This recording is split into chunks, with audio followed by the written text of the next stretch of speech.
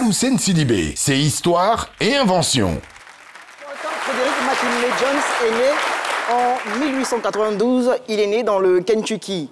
Il a été déscolarisé très tôt, mais ça ne l'a pas empêché d'être une référence dans le domaine de la réfrigération. Il faut dire que Frédéric McKinley Jones a obtenu près de 60 brevets dans des domaines différents. Ah, c'est dans le cerveau. Oui, mais le domaine de la réfrigération reste sa prédilection, sinon son domaine de prédilection. Si bien qu'en 1935, il invente le premier système de réfrigération pour les semi-remorques qui se déplacent sur de longues distances. Plus tard, son système est réadapté sur d'autres moyens de transport comme les bateaux et les wagons de rails, de train.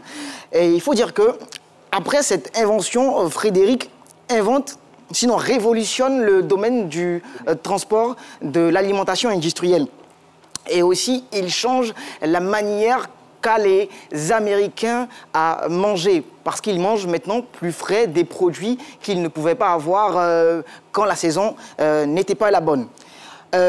Au-delà de toutes ces inventions, Frédéric invente, sinon développe un dispositif de conditionnement d'air. Donc c'est un climatiseur pour les hôpitaux de l'armée dans les campagnes. C'est-à-dire que ce dispositif-là, donc ce réfrigérateur, ce dispositif d'air conditionné-là, permettait de garder les médicaments et les sérums nécessaires aux transfusions sanguines en bon état, dans une température assez intéressante pour pouvoir les réutiliser.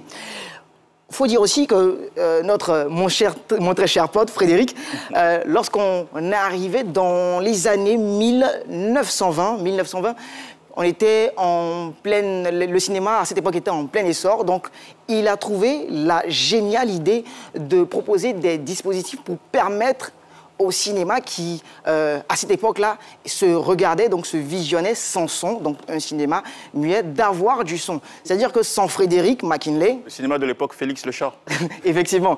Ça veut dire que sans Frédéric McKinley, un nom que vous devez retenir, mesdames, qui est toujours devant vos novellas, sans lui, vous n'aurez pas tout le son que vous écoutez quand vous regardez vos films.